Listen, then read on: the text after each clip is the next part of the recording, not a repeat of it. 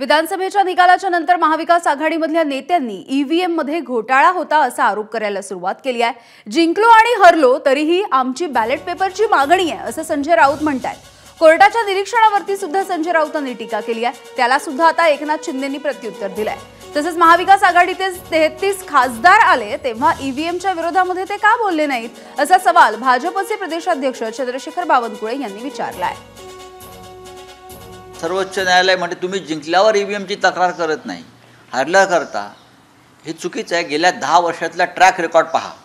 आम्ही जिंकलो तरी म्हटलेल्या बॅलेट पेपरवर निवडणुका घ्या आणि हरलो तरी म्हणतोय बॅलेट पेपरवर निवडणुका घ्या।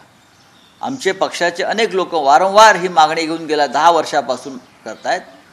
आता न्यायालयावरती आम्ही कसा विश्वास ठेवायचा? तुम्ही विरोधी पक्षाचं म्हणणं ऐकून घ्या असं आम्ही म्हणत नाही, आम्ही विरोधी पक्ष आहोत, पण न्यायालय कोणत्याही पक्षात नाही।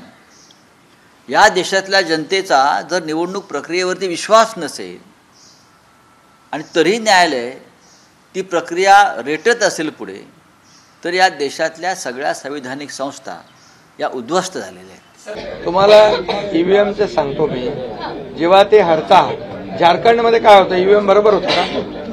झारखंडमध्ये ईव्हीएम बरोबर होता, कर्नाटकमध्ये ईव्हीएम बरोबर होता, लोकसभेमध्ये ईव्हीएम बरोबर होता, लोकसभेत ईव्हीएम बरोबर होता का? आता हरल्यावर तुम्ही रडीचं नाव काय खेळताय? काँग्रेसचे, शरद पवारांचे आणि उद्धव ठाकरेचे 33 खासदार 4 महिन्यापूर्वी निवडून आलेत, अपक्ष वगैरे पकडून। पण मला सांगा, तेव्हा तुम्ही ईव्हीएम बद्दल का नाही बोलले? तेव्हा मशीन बद्दल का नाही बोलले? तेव्हा मशीन चांगली होती जेव्हा तुमचे खासदार निवडून आले। नांदेड तुम्ही जिंकली ना 1,500 मतांनी, तिथे आम्ही हरलो 1,500 मतं, मग 1,500 मतं आम्हाला घेता आले असते ईव्हीएमला हे करून। खरंच तर हे खोटारडेपणा आहे। हारले आहे त्यांनी हार स्वीकारायला पाहिजे आणि आत्मचिंतन केलं पाहिजे। एबीपी माझा, उघडा डोळे बघा नीट।